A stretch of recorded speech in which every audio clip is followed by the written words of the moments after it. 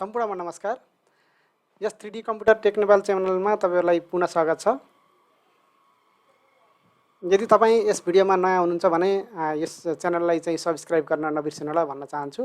किनभने यदि तपाईलाई कुनै पनि विषयवस्तु मन परेको छ, कुनै पनि भिडियो च्यानलहरु मन परे, युट्युब च्यानल मन परेको छ भने त्यसलाई चाहिँ सब्स्क्राइब गर्नुपर्ने हुन्छ र सब्स्क्राइब गर्नुभयो भने तपाईलाई कुनै पनि नयाँ भिडियो सम्बन्धित युट्युब च्यानलको नयाँ भिडियो आयो भने अथवा कसैले अपलोड गर्यो भने तुरुन्त चाहिँ तपाईलाई नोटिफिकेसन आउने भएको कारणले सम्बन्धित च्यानललाई चाहिँ सब्स्क्राइब गर्ने र यसमा बेल आइकन भित्र गएर अलमा क्लिक गरेर यसलाई चाहिँ थिच्दिनु भयो भने तपाईलाई तुरुन्तै चाहिँ नोटिफिकेसन आउने गर्छ। त्यसकारणले पनि मैले तपाईलाई अनुरोध गरेँ।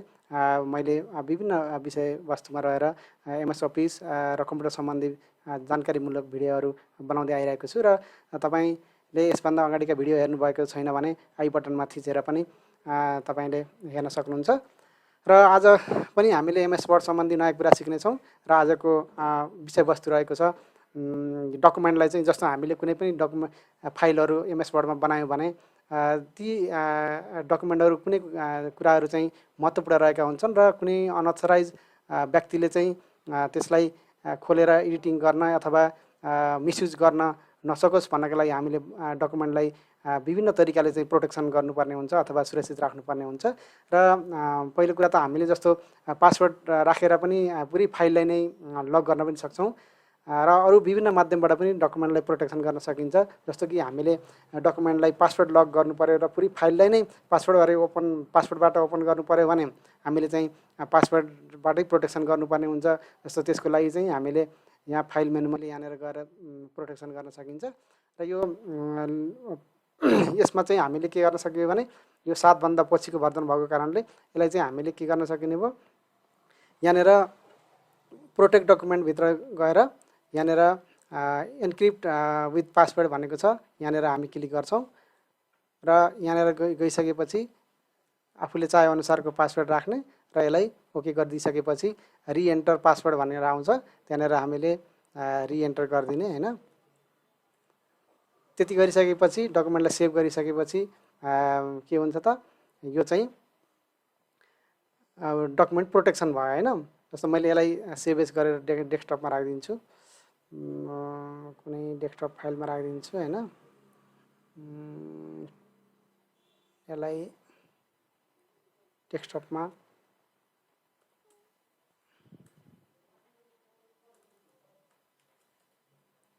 पासवर्ड फाइलको नामले राखेँ र यसलाई जस्तो मैले अब फेरि ओपन गर्नु पर्यो भने यहाँनिर पासवर्ड नामको चाहिँ फाइल छ हैन, यसलाई चाहिँ म ओपन गर्छु। यो गर्दाखेरि यहाँनिर पासवर्ड टाइप गर्नुपर्ने भयो हैन। त्यसकारणले कसैले पासवर्ड थाहा भएन भने त यो खुल्न सक्ने पनि भएन हैन। त्यसकारणले यसलाई चाहिँ यसरी ओपन गर्न सकिने भयो। बिना पासवर्ड चाहिँ ओपन नहुने भइसकेपछि हाम्रो डकुमेन्ट चाहिँ सुरक्षित हुने भयो हैन। अब त्यसैगरी यसलाई चाहिँ हामीले पासवर्डलाई रिमुभ गर्नु पर्यो भने हामी फेरि त्यही प्रोटेक्सन डकुमेन्ट प्रोटेक्सन गरेर एन्क्रिप्ट विथ पासवर्डमा जान्छौँ हैन। यहाँनिर गएर यसलाई चाहिँ डिलिट गरिदिन्छौँ पासवर्ड। त्यो गरेर ओके गर्यौँ भने र यसलाई चाहिँ सेभ गर्यौँ भने यो फेरि हामीले क्लोज गरेर फेरि ओपन गर्दाखेरि यो बिना पासवर्ड चाहिँ ओपन हुने भयो हैन।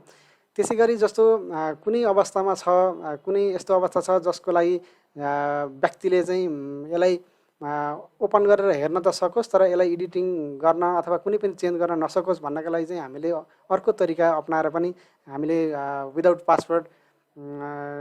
पासवर्डबाट ओपन हुनुभन्दा पनि पासवर्ड प्रोटेक्टेड जस्तो कुनै पनि पार्टिकुलर उसलाई चाहिँ जस्तो यसको फर्मेटिङहरू चेन्ज नगरोस् हैन, थपघट गर्न नसकोस्, सिर्फ हेरोस् मात्रै भन्नका लागि अथवा निश्चित प्याराग्राफलाई मात्रै उसले एडिट गर्न सकोस् भन्नका लागि हामीले के गर्छौँ भने हामीले जस्तो यहाँ रिभ्यू ट्याबमा गएर रेस्ट्रिक्ट एडिटिङ भन्ने छ, यहाँनिर क्लिक गर्ने हैन। यति गरिसकेपछि यहाँनिर फर्मेटिङ रेस्ट्रिक्सन्स भनेर आएको छ हैन। यो भनेको चाहिँ के हो भने जस्तो यहाँ डकुमेन्ट फर्मेटिङ भनेको त जस्तै यहाँनिर बोल्ड गर्ने, इटालिक गर्ने, अन्डरलाइन गर्ने हैन, त्यसपछि अरू कलरिङहरू गर्ने, यी भनेका डकुमेन्ट फर्मेटिङका कुराहरू भयो हैन। यो गर्न नसकोस् भन्नका लागि चाहिँ हामीले प्रोटेक्सन गर्नु पर्यो भने हामी के गर्छौँ भने यहाँ limit formatting to a selection of style भनेर छ, यसमा टिक मार्क लगाइदिन्छौँ हैन।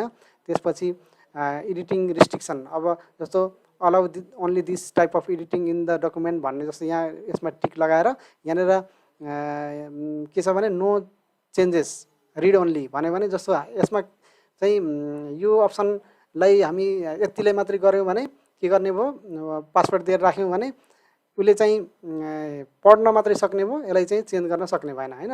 त्यसैगरी यहाँ कर्नरमा क्लिक गरेर यहाँ ड्रप डाउनमा जस्तो ट्र्याक चेन्जेस भनेको छ हैन। अब यो यसलाई चाहिँ जस्तो कसैले चेन्ज गर्यो भने ट्र्याक गर्न सकिने, जस्तो ठ्याक्कै समात्न सकिने अवस्था कहाँ कहाँ चेन्ज गर्यो भनेर गर्नका लागि यो ट्र्याक चेन्जेस भन्ने छ, यसलाई चाहिँ गर्न सकिने भयो। कमेन्ट गर्न सक्ने कि नै भन्ने हुन्छ हैन। त्यसै फिलिङ इन द फर्म्स भन्ने हुन्छ, त्यो के अरे फर्मलाई फिलिप गर्ने कि नगर्ने भन्ने हैन।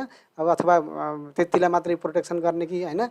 यी अप्सनहरू छन्, यो मध्ये कुनै एक चुज गरेर हामीले राख्न सकिन्छ। जस्तो हामीले यसलाई नो चेन्जेस रिड ओन्ली गरायौँ भने ओन्ली उसले सिर्फ रिड मात्रै गर्न सक्ने भयो हैन।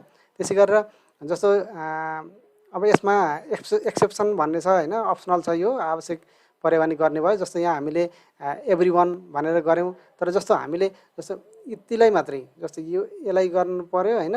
अनि यसलाई कन्ट्रोलसँग थिचेर अरू कुनै जस्तो यसलाई पनि तल्लोलाई पनि एडिट गर्न सकोस् भनेर हामीले चाहिँ गऱ्यौँ भने अब यो एभ्रीवन सबैले गर्न मिल्ने गरी जस्तो यति सेलेक्ट गरे हौ, यसलाई एभ्रीवन गरिदिने हैन। त्यहाँनिर जस्तो अब यसमा पनि अप्सन छ जस्तो find next region this user can edit हैन, so all region this user can edit हैन, remove all editing permission for this user हैन। अब यो एडिटिङको लागि जस्तो अप्सन के हुने भयो, जस्तो हामीले एडिटिङ गर्नुपर्छ। जस्तो यहाँ मैले यो गरिसकेपछि अब के गरिदिन्छु, यस स्टार्ट एन्फोर्सिङ प्रोटेक्सन भन्ने छ, यहाँ क्लिक गरिसकेपछि यहाँ पासवर्ड हान्ने अप्सन आउँछ। मैले यहाँ 1 2 3 4 भनेर राखेँ हैन, यो कन्फर्म गरेर पासवर्डलाई प्रोटेक्सन गरेर राखेँ हैन। त्यसपछि त्यति गरिसकेपछि अब मैले यसलाई सेभ गरिदिन्छु हैन। अब यो गरिसकेपछि के हुने भयो भने अब यहाँ हाइलाइट गर्यो, अब यतिलाई चाहिँ उसले के गर्न सक्छ त, यो जुन हाइलाइट गरेको छ यतिलाई मात्रै उसले थपघट गर्न सक्ने भयो। जस्तै यसलाई चाहिँ डिलिट गर्न सक्ने भयो हैन। त्यसपछि अब अरू थप्न पनि सक्ने भयो हैन। यो त देख्नु भएको छ नि। अब जस्तो मैले यहाँ कर्सर राखेँ भने यहाँ सबै अप्सनहरू अफ भयो हैन, यहाँ हामीले केही पनि गर्न नसकिने स्थिति भयो हैन। जस्तो यहाँ पनि हेर्नुहोस्, यो पनि प्रोटेक्टेड भयो। पार्टिकुलर चाहिँ प्याराग्राफलाई चाहिँ चेन्जेस गर्न नसक्ने गरी चाहिँ हामीले यसरी प्रोटेक्सन लगाउन सकिने भयो हैन। त्यसै गरी जस्तो यहाँ राख्दा बित्तिकै अब यहाँ हामीले केही फर्मेट गर्नु पर्यो भने यहाँबाट स्टाइल भन्ने ग्रुपबाट चाहिँ गर्न सकिने भयो, जति यति चाहिँ चेन्ज गर्न सकिने भयो फर्मेटिङहरू हैन। के गर्नुपर्ने हो हैन। अब नभए अब अरू गर्न यहाँ कुनै पनि यहाँ बोल्ड इटालिक केही पनि गर्न सकिने स्थिति छैन हैन। चेन्जेस हामीले यहाँ थप्न र घटाउन मात्रै सकिने भयो हैन। त्यसरी चाहिँ गर्न सकिन्छ। जस्तो यहाँ फर्स्टमा कर्सर छ, जस्तो find next region I can edit भन्नेमा जस्तो क्लिक गर्दाखेरि कहाँ जाने भयो, नेक्स्टमा जाने भयो हैन। अब so all regions I can edit भन्नेमा यहाँ के भयो, दुइटैमा गर्ने भयो। अरू मस्तैलाई पनि त्यसै हिसाबले हामीले आवश्यकता अनुसार कहाँ कहाँ चेन्ज गर्न दिने कहाँ कहाँ नदिने भनेर चाहिँ हामीले निश्चित पार्टिकुलरलाई चाहिँ प्याराग्राफलाई चाहिँ गर्न सकिन्छ हैन। अब यसलाई चाहिँ बन्द गर्नु पर्यो भने हामीले चाहिँ स्टप प्रोटेक्सन भनेर फेरि पासवर्ड राखेर यसलाई चाहिँ खोलिदिन पनि सकियो है। यसरी चाहिँ हामीले पुरै फाइललाई पनि प्रोटेक्सन दिन सकियो पासवर्डबाट हैन। त्यसैगरी इन्डिभिजुअल जस्तो फर्मेटिङ गर्नका लागि हैन, त्यसपछि अरू एडिटिङ गर्नका लागि पनि जो चेन्जेस थपघट गर्नका लागि पनि हामीले त्यसरी चाहिँ के अरे प्रोटेक्सन लगाउन सकियो।